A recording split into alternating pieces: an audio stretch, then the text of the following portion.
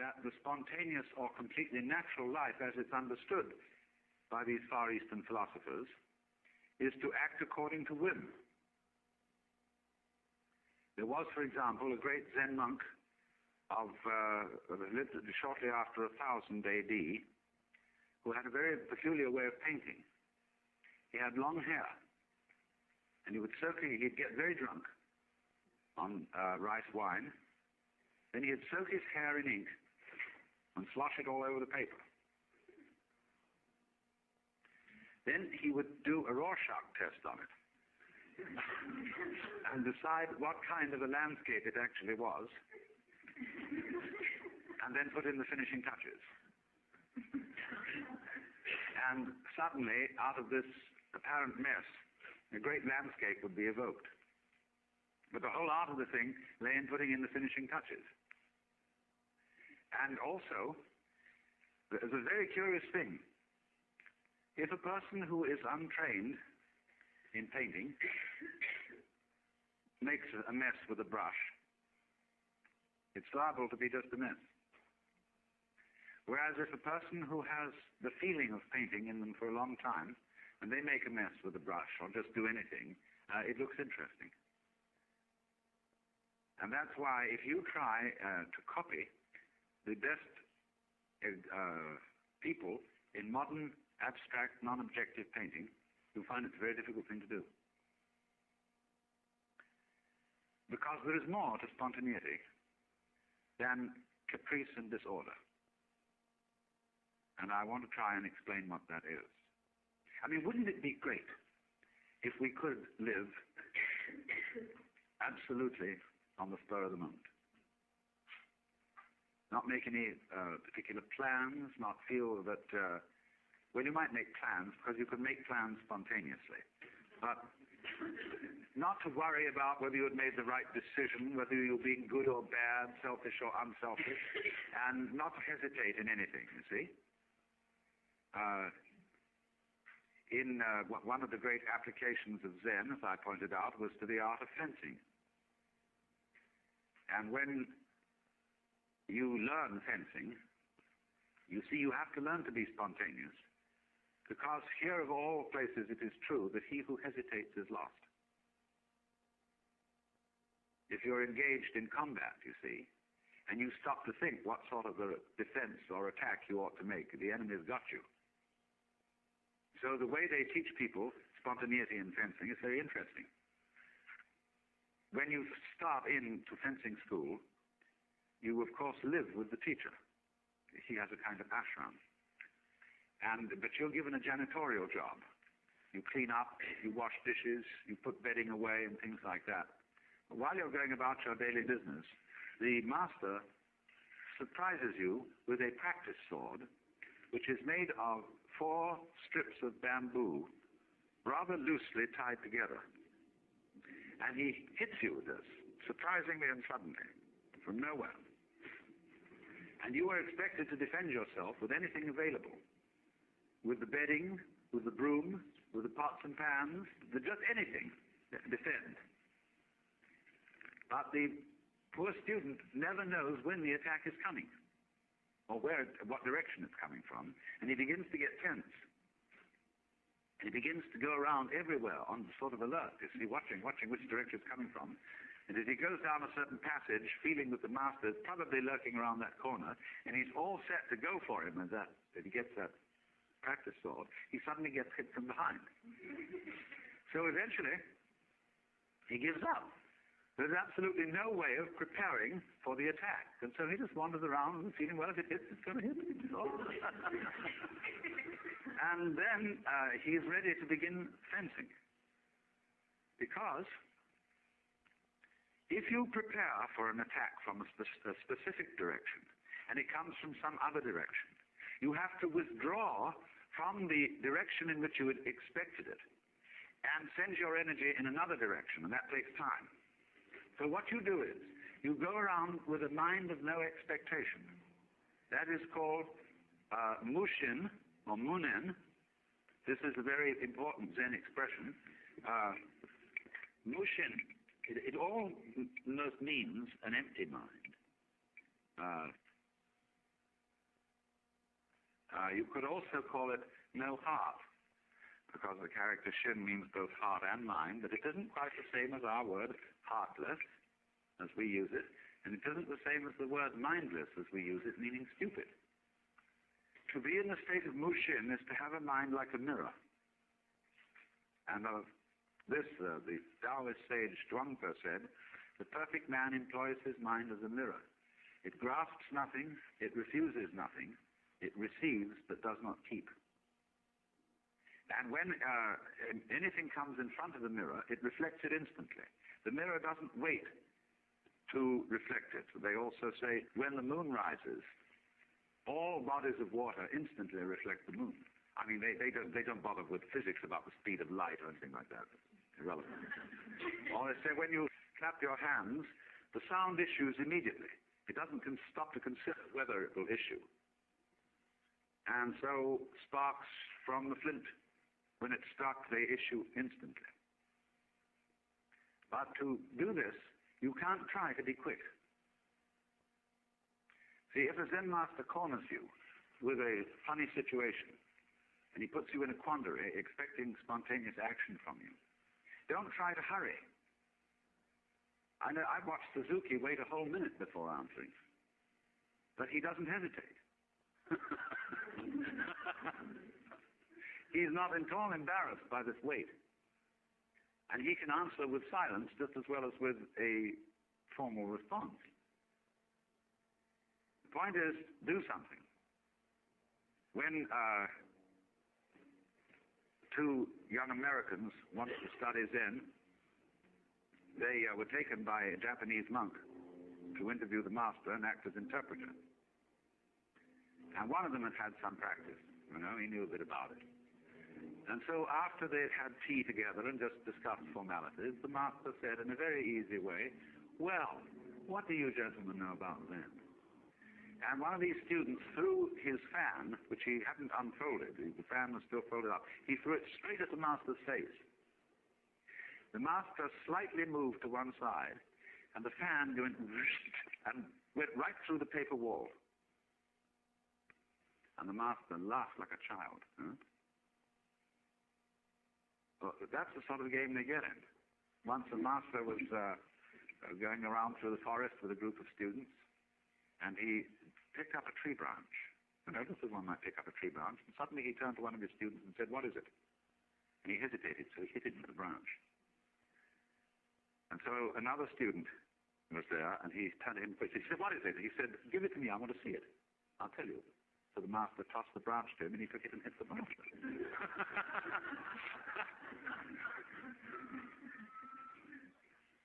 Now, you may think all this is kind of rough stuff. But let me give you another story, which is on a rather different level. A certain Zen priest was having dinner at a big party, and the party was being served by a geisha girl who was so elegant and so skillful in serving that he suspected she might have had some Zen training. And so he decided to try her out. And he nodded to her, and she immediately came to his place and sat down in front of his little low table. See, everybody would be seated, probably, in front of low tables all around the room, and the geisha servants and people move up and down in the middle. And so she came down and sat down in front of him and bowed, and he said, I would like to give you a present. And she said, I would be most honored. Now, on the table, there are hibachi, which are little braziers with hot charcoal in. And you move the charcoal around with iron chopsticks. He took a piece of charcoal out and iron chopsticks and offered it to her. She had long, long sleeves on her kimono, and what she did was this. She wound them all around her hands and took the charcoal. Immediately got up and went to the kitchen, disposed of the charcoal, changed her robe, which had holes turned almost all the way through the sleeves, and came back. And she sat down in front of the master and bowed. And she said to him, I would like to give you a present. He said, I would be most honored. And so she picked up the iron chopstick and handed him the charcoal. And he pulled out a cigarette and said, that's just what I wanted, and lit the cigarette.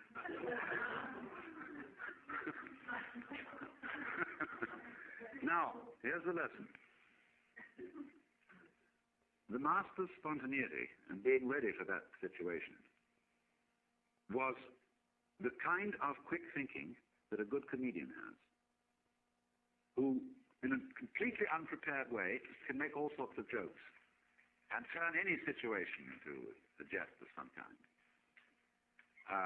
There are all sorts of people who do that.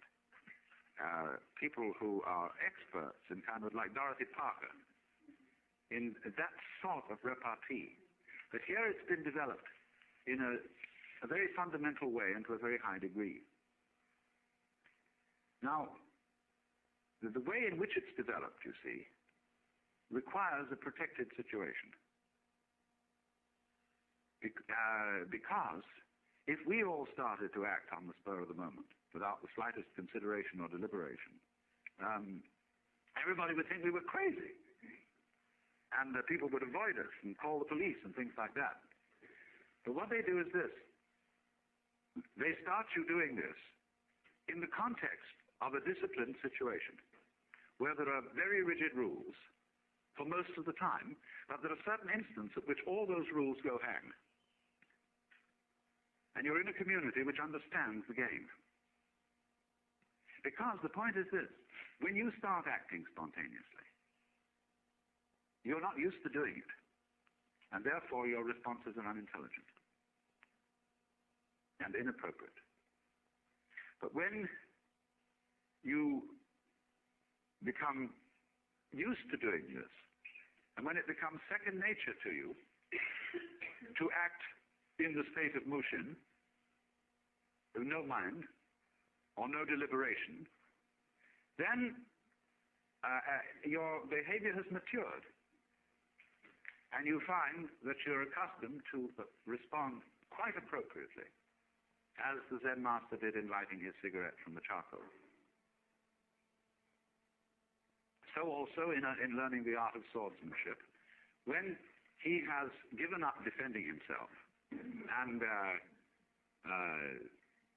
preparing his mind for attack, then he's got a mirror mind. This is also likened to a vessel of water, like a wooden barrel. When you make a hole in the barrel, the water instantly flows out of the hole, because the water is always available to come out.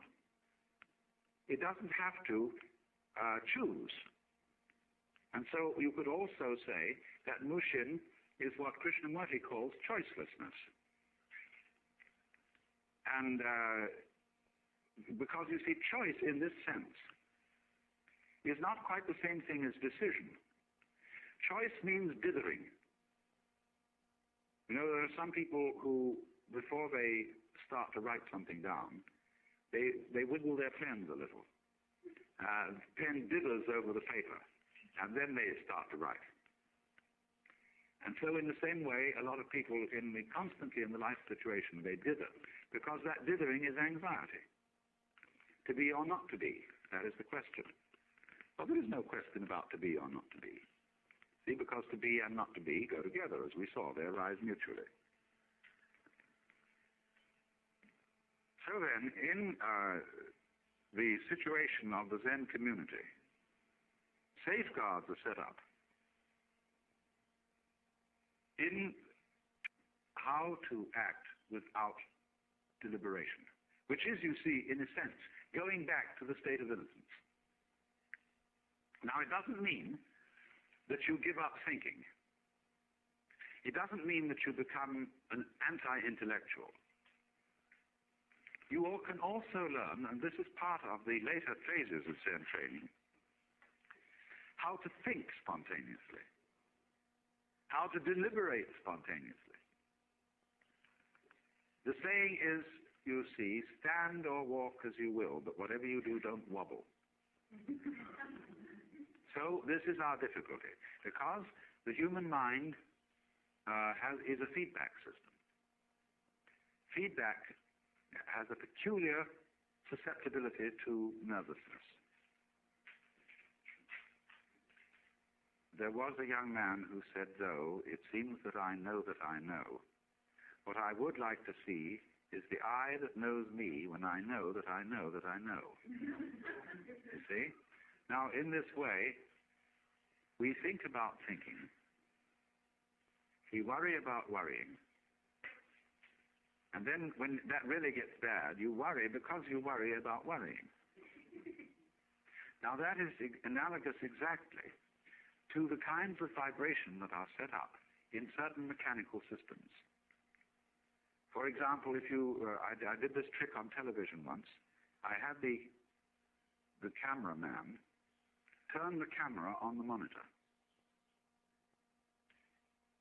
The monitor is the television set in the studio where you see what you are doing.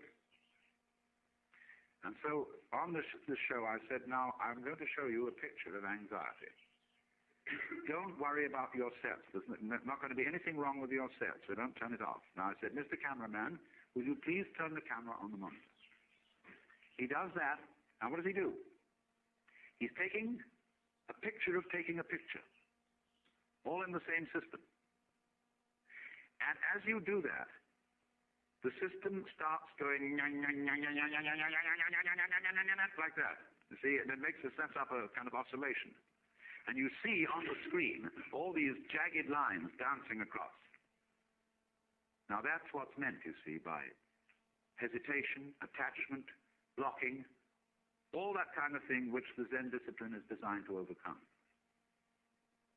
And because the human being is such a peculiarly, beautifully organized nervous system, and has this tremendously subtle cortex, which is capable of all kinds of thinking about thinking, you can turn yourself on in the most extraordinary ways by, for example, getting earphones which repeat what you say just a fraction of a second after you say it. Back to you, they delay it. And you can get an oscilloscope tied up with your own heartbeats and get feedback through in this way so that you suddenly begin to see yourself behaving, and it completely balls you up because you wait for yourself to go on, but then you realize it's you doing it, but you can't wait on your heartbeat. You can't wait on what you say. And you get this sensation of going faster and faster and faster and faster until you just have to close the whole thing off. You'll go crazy. So that's what we're doing. And our civilization and our social institutions reflect this in hundreds of ways.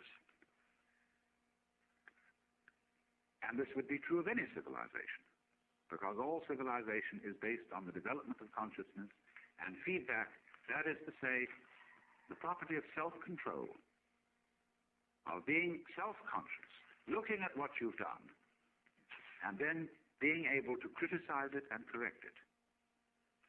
But who criticizes? Is the critic reliable? When you criticize yourself, who will criticize the critic? You see? Or to put it in the other way, quis custodiet ipsos custodies. Who will guard the guards themselves? Who will take care of the policemen? Who will govern the president? And that is the big problem. And when we get tied up in that problem, the Chinese got tied up in it because they were simply a very high order of civilization. So did the Japanese. There has to be a break. Somebody has to start throwing things. Otherwise, everybody will go insane.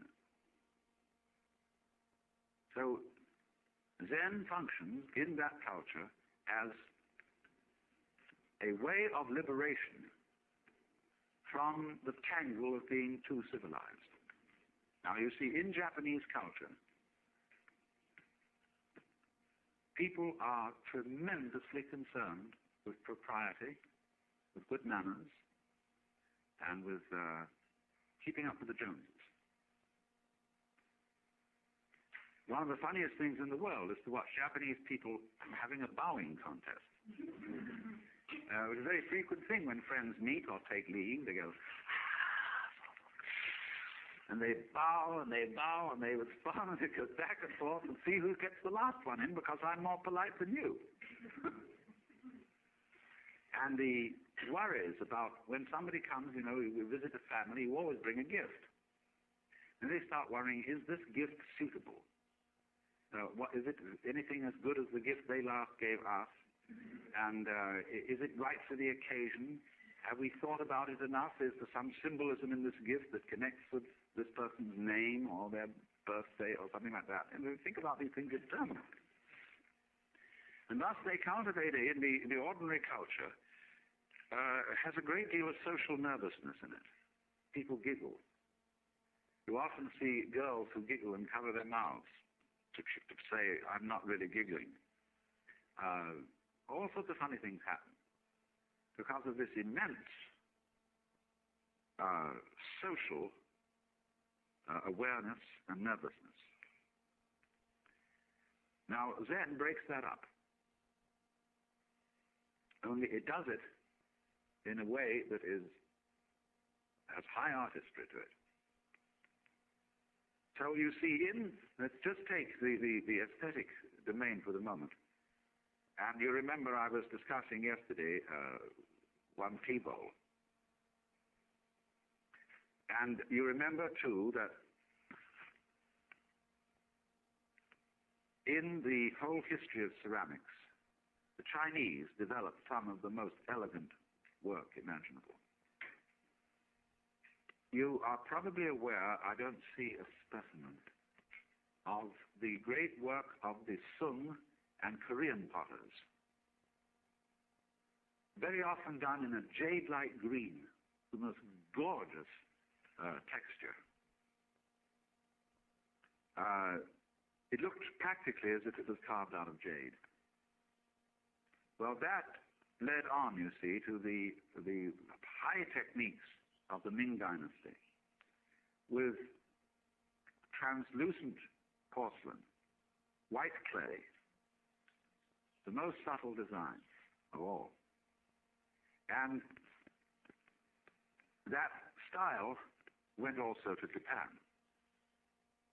And the very, very rich people you read about in, say, books like The Tale of Genji, and you see in a film, and you must see it, Chushingura, the story of the 47 Ronin.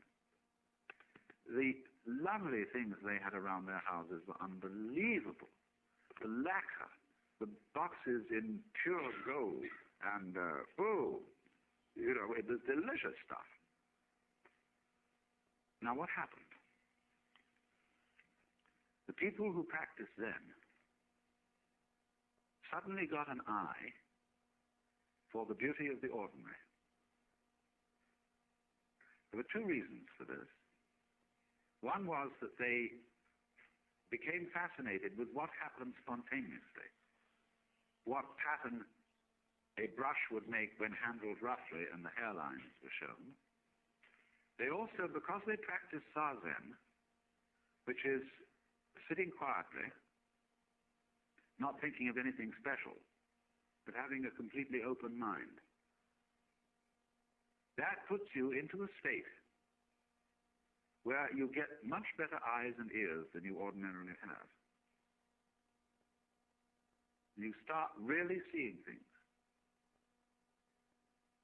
So you know that famous haiku poem, the old pond, a frog jumps in, plop. In Japanese, that plop is mizu no otto, sound of the water. And there's another poem just like it, in the dark forest, a berry drops, sound of the water.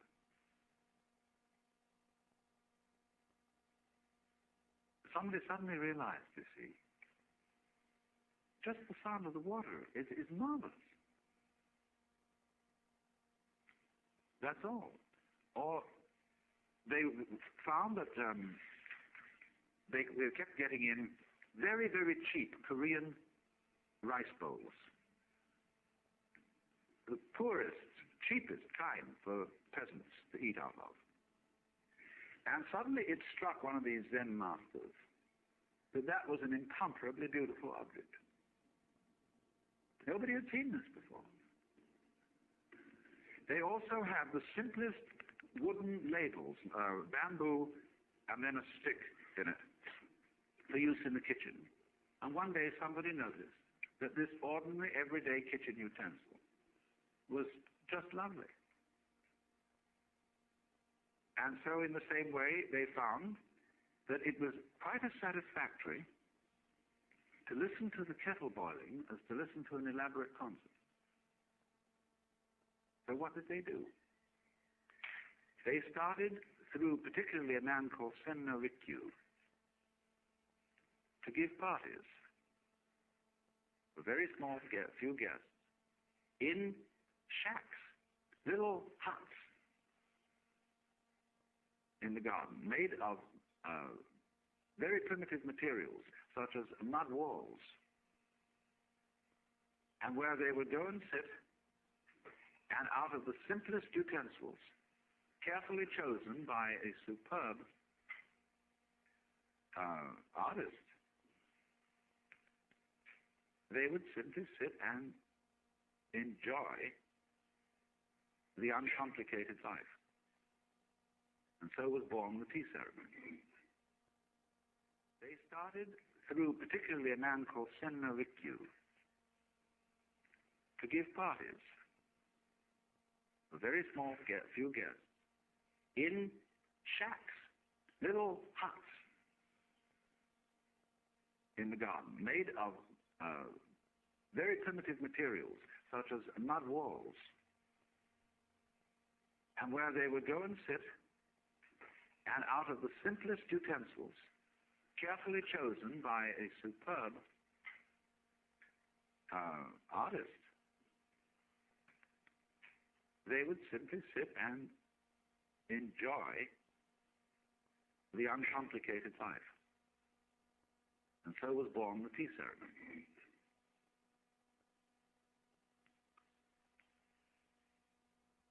Now look at that, you see, in the historical context. That's terribly important. It was a going back to the primitive after people were sick of too much civilization. And yet,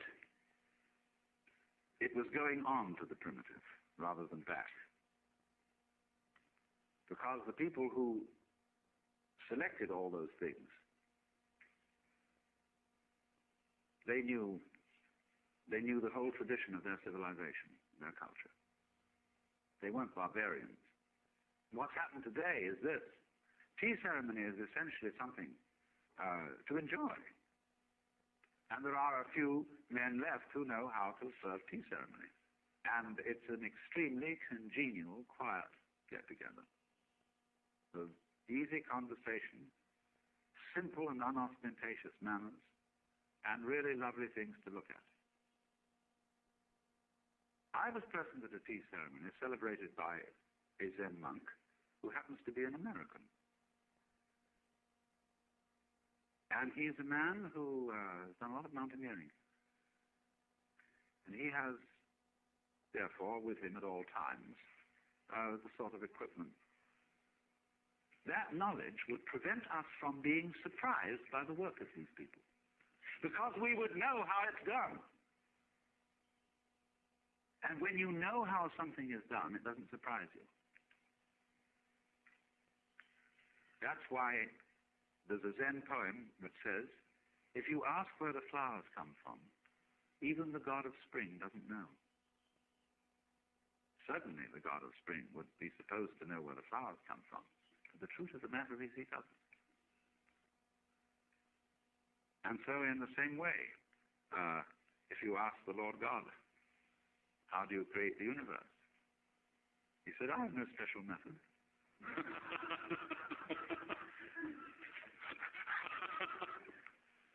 And this is known in Zen as a very difficult, this is the most difficult virtue to attain. So many of these things begin with mu. Uji. Uji. It means nothing special. It means no business, no artificiality. In American current, real cool.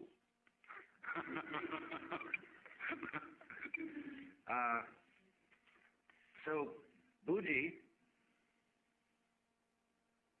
is where something doesn't stand out like a sore thumb. But it is absolutely different from being modest. A bougie person may be immodest in the sense that if he knows he can do something well, he just says he can. He doesn't go at all sorts of blushing violet techniques. Bougie, you see, is this mysterious quality of nothing special, no special method. Because if there is, let me repeat, if we do know the method and we know it infallibly, it ceases to be interesting. There are no surprises left. And the moment the element of surprise is gone, the zest of life is gone. That, you see, is why it's very difficult to teach Zen to yourself. Because you can't easily surprise yourself. The essence, you see, of this kind of spontaneity is response to a surprise. So the master, you don't know what he's going to do, and he surprises you. It's like trying to cure hiccups. Very difficult to cure yourself, because when you pat yourself on the back, you know when you're going to do it. So you're all ready for it. When somebody else comes up and slams you on the back, and that's a surprise, and what you needed was a surprise. Or it's like jokes. What makes you laugh about a joke is the element of surprise in it. That's why jokes aren't funny after they've been explained. So in the same way, all these Zen stories, if explained, have no effect. They're intended to produce what I would call metaphysical laughter. But this has to be a surprise. And so as to be surprised, well, there's no way of premeditating it. So you see, if you read, for example, there's a book out here called Zen by Eugen Herrigel, who studied archery. Many of you have probably read this book. He had to learn to pull the bowstring in the manner of the Japanese archer and let it go, but not on purpose. He had to let it go without thinking first, I'll let it go, and then let go. He had to let it go, not on purpose. Now, that really bugged Herrigel. How do you do something not on purpose? Especially if you're aiming at a target. Well, the whole point is, if you think before you shoot, it's too late. The target's moved. That's why we have a thing like beginner's luck. You see, if you simply point at something like that, if your finger was a gun, I would probably have hit the light switch. And so you get a person who's naive about a gun, will pick a gun up and bang, and the thing will drop dead. I'll never forget the first time I ever used a slingshot. A friend of mine was with me, and he was aiming away and not missing. I just picked it up, and boom, and it hit. So I couldn't do it again. You get a certain naturalness there. So there was a master by the name of Ikkyu, who was a great leg puller. And he had in front of his house a very gnarled pine tree.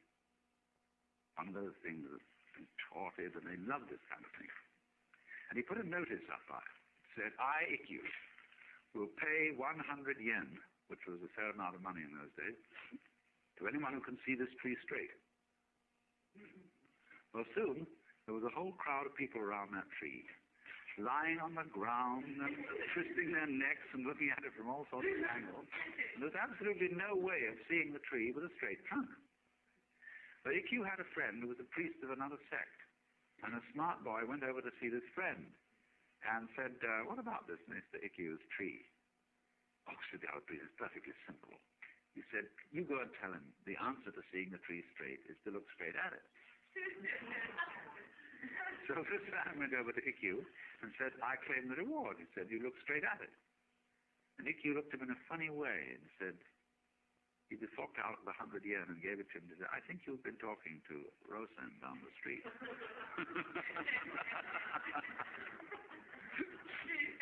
Now, in that way, you see, just look straight at it. In other words, here's the bowstring, let go of it. Don't all this fimble-fambling, mimble-mambling, jumble-humble about the right technique of letting go of it. Let go of it, damn it. But that's very difficult. As if I would say to you, now, everybody, let's be unself-conscious. And so finally, in desperation, you at last learn to let go of the thing, which was what you were supposed to do all the time.